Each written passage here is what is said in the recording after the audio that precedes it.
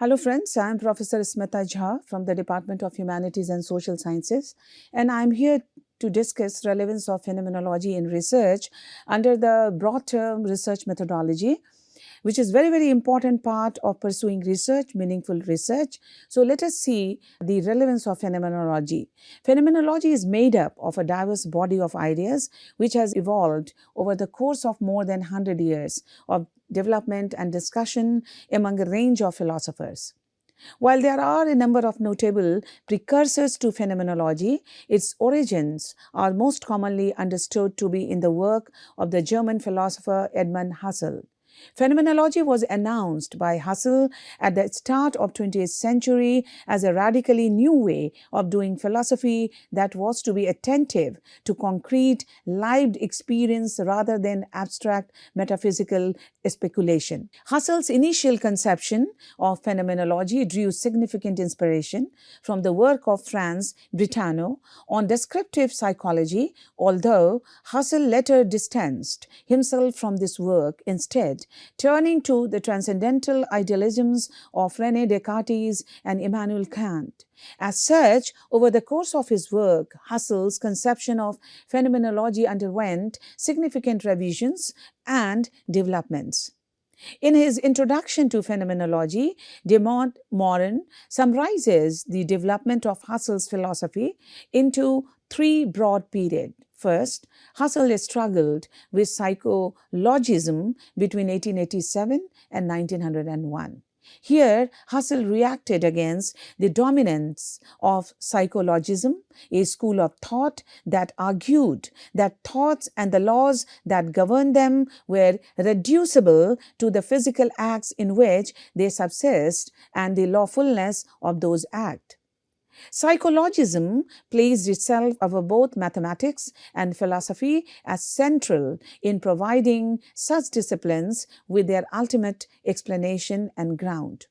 Second, Husserl's period of descriptive phenomenology between 1901 and 1913 was chiefly concerned with the detailed observation and description of intentionality and the act of consciousness through which we achieve knowledge and develop theories. Now, phenomenology was one of the most influential philosophical traditions of the 20th century and continues to influence philosophical thought and various other fields: sociology, political theories, art studies, theory of architecture, pedagogy, among others today.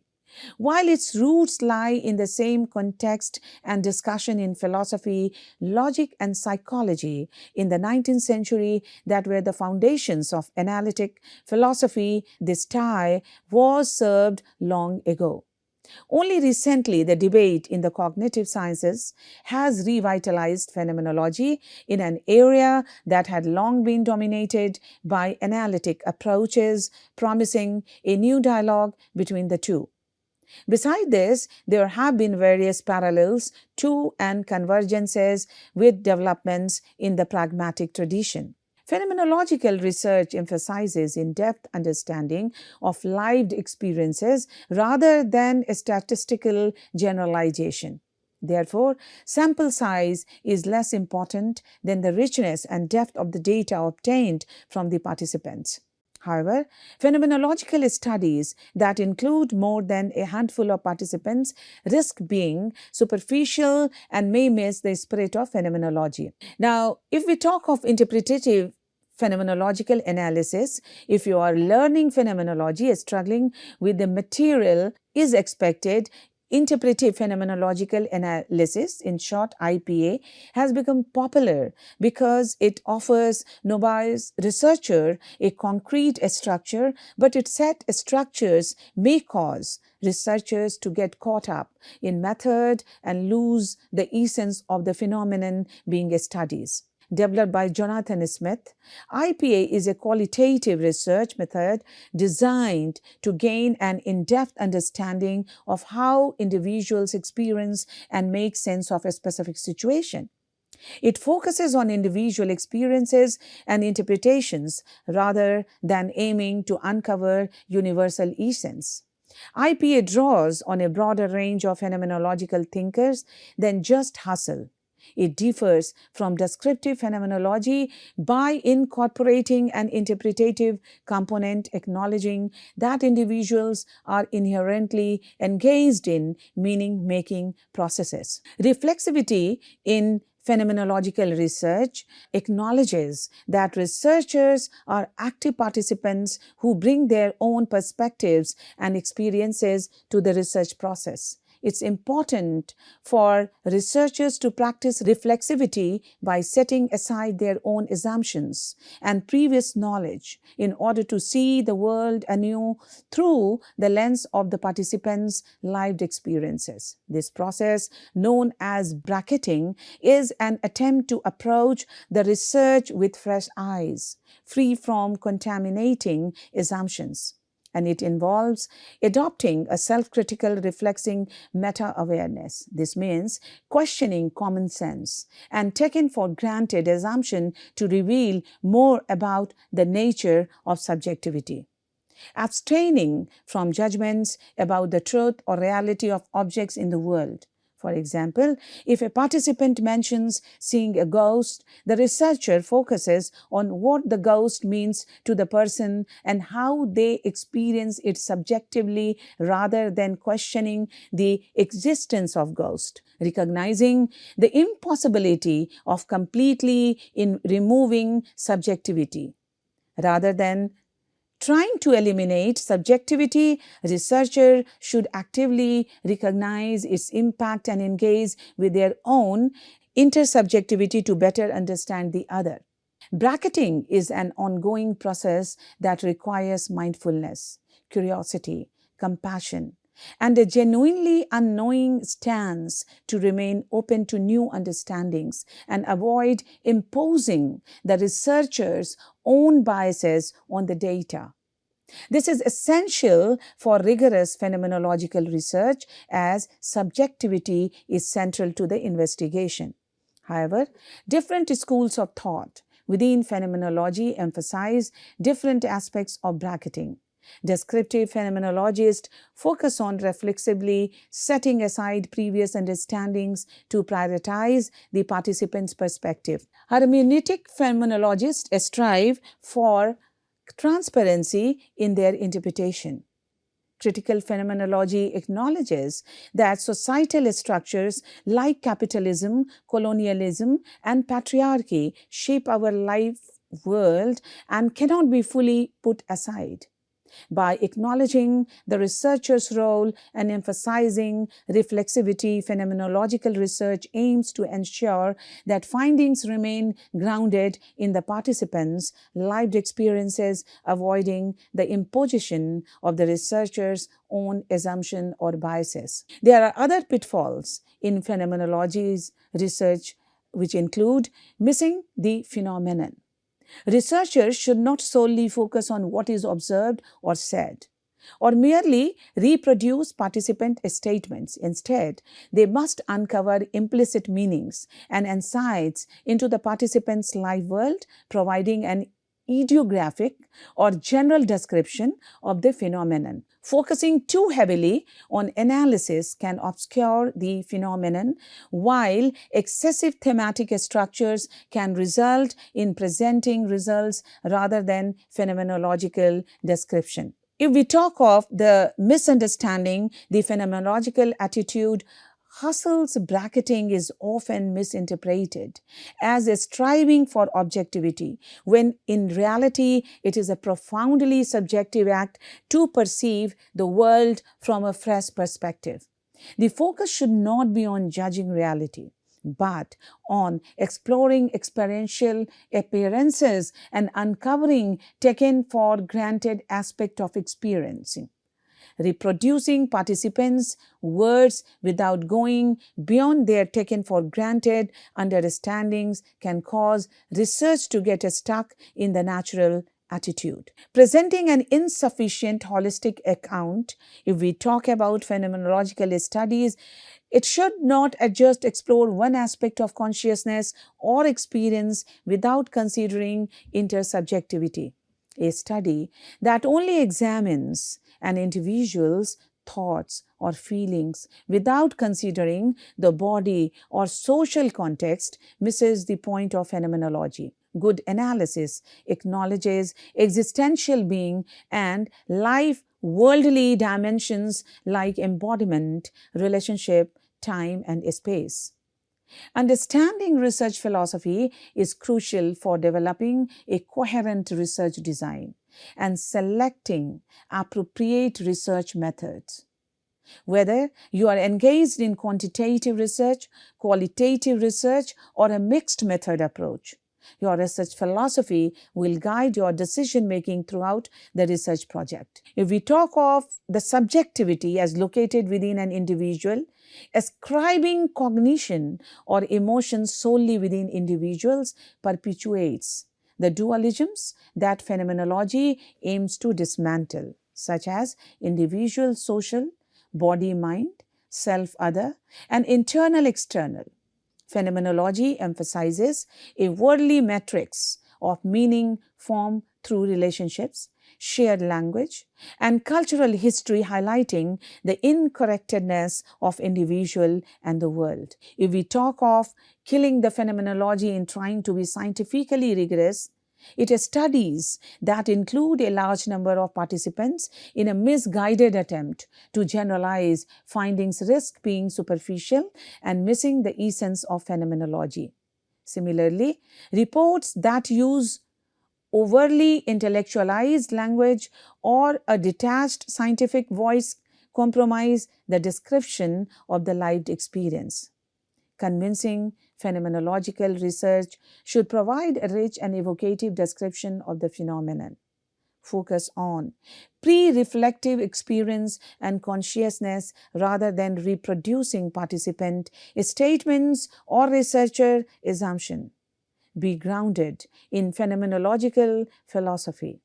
Engage with the layered complexity and ambiguity of embodied, intersubjective, and life worldly meaning. There are different types of phenomenological research, including single case studies and research based on multiple samples. Single case studies identified discrepancies and system failures, provide detailed understanding of a single person, group, or event, can be useful for exploring complex and unique cases. Research based on multiple sample highlight many possible situations and allow researcher to describe and understand complex phenomena. Now, if we talk of research methods, it should be like observing the subject, accessing written record such as journal, poetry, music, diaries, conducting conversation and interviews with open-ended question, action research and focus workshop. Phenomenological research in practice is a qualitative research approach that focuses on the study of an individual's life experience that we discussed earlier also. So it talks about transcendental phenomenology, which is the scientific study of appearance of things as they are seen and appear on one's consciousness. And we already talked about hermeneutic phenomenology and existential phenomenology. Well, transcendental phenomenology, which is very important part of this philosophy, a philosophical approach to qualitative research methodology. Transcendental phenomenology was primarily established by Husserl and aims to comprehend human experience. So this observe events through clear-eyed lenses and for their genuine meaning to originally emerge with and within their own identity. So if we talk of hermeneutical phenomenology, chiefly stems from method set forth in Heidegger's Being Time, according to which human existence is interpretative. The first manifestation of this fourth tendency is Hans Georg Gadamer. The issue addressed in hermeneutical phenomenology includes simply all of those that were added to the agenda in the previous tendency and stages. What is different is the emphasis on hermeneutics or the method of interpretation. This tendency has also included much scholarship on the history of philosophy and has had extensive influence on the human existence. Existential phenomenology is often traced back to Martin Heidegger's of 1927, the project of which was actually to use an analysis of human being as a means to a fundamental ontology that went beyond the rational ontologies described by Husserl. Hannah Arendt seems to have been the first existential phenomenologist after Heidegger. While realistic and constitutive phenomenology arose and first flourished in Germany before and after World War I, and existential phenomenology spread out from France after World War II, hermeneutical phenomenology appears to have been most actively pursued in the United States during the 1970s and 1980s. Realistic phenomenology emphasizes the search for the universal essences of various sorts of matters, including human action, motives, and selves. Within this tendency, Adolf Reinach added philosophy of law to the phenomenological agenda.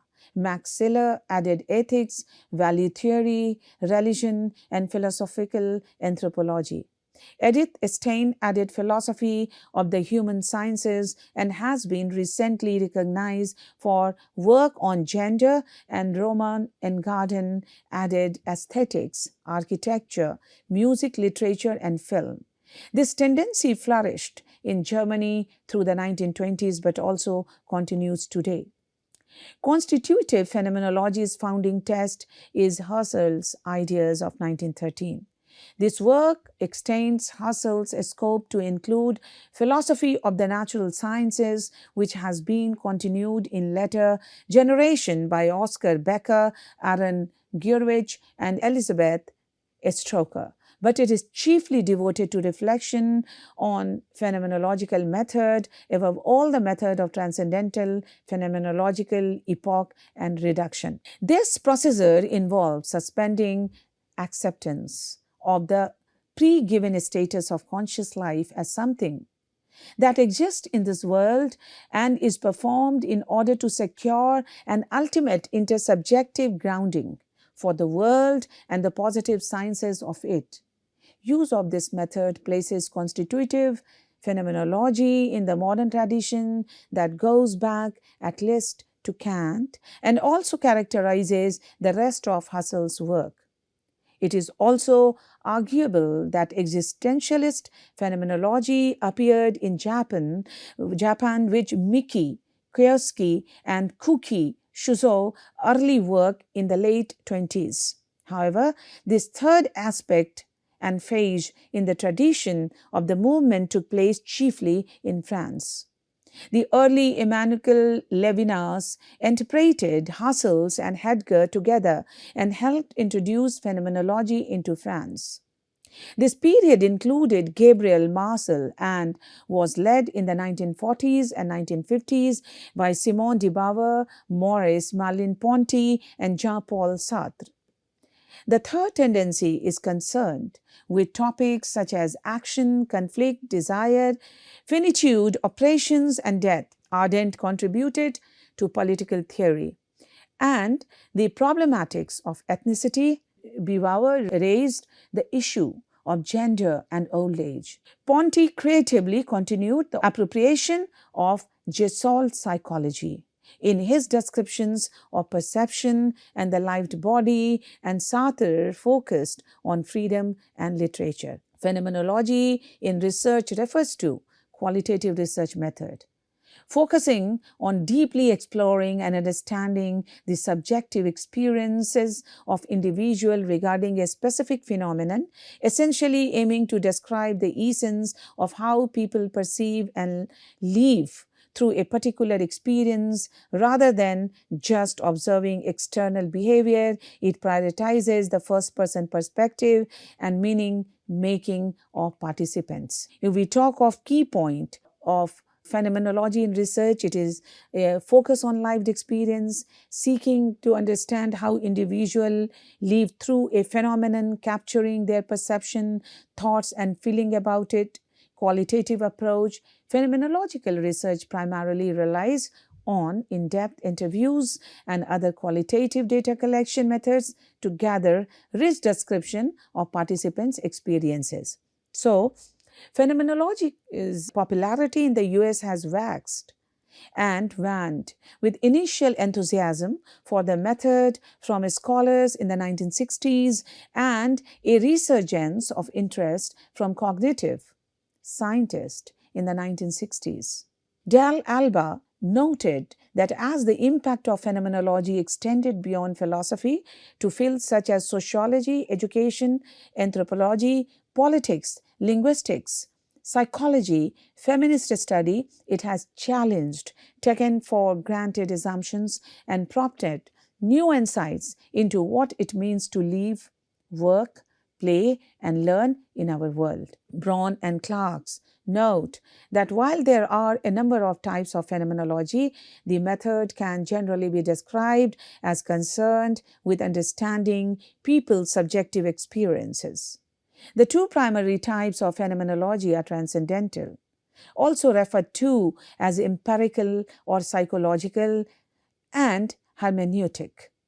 Phenomenology is a philosophy, a perspective, and a qualitative research tradition. A phenomenological approach is instead aimed at living now, at how, the thing in itself as it shows itself in consciousness. In looking through what we normally look at, researchers engaged in phenomenology attempt to see through assumptions that have shaped our understanding of the world. Phenomenology is engaged in pre-reflective experience in how we live through encounters in the moment, such as attempting to speak a new world language or how to program in a technical computer language. Hence, phenomenological interviewing attempts to invoke the living moments of immediate experience, something that highly structured interviews are not designed to do rather than post-reflective theorizing, conceptualizing, and polemics. So, phenomenology is guided by the concrete, direct contact with the world rather than an objectification of it, and is focused on the phenomenon more than on the psychological self of the individual. To conclude, phenomenology, especially as developed through Martin Heger and Maurice Ponty, has been fundamental to non-representational approaches to embodiment, practice, and experience. As a philosophical movement, it stems from a critique that objective science is entirely external to subjective experience, seeking to attend instead to the role of consciousness and experience on the part of researcher. So the significance of the phenomenological approach on non-representational thought is that it develops a relational understanding of a body in its milieu. With this, I wrap up the discussion on the relevance of phenomenological aspects in research methodology, and we have seen that phenomenology talks about something very subjective, something very lively, something like interview, something like feeling the first hand, and of course as a point of view. Let us meet in another lecture with another topic useful for research methodology. Till then, thank you.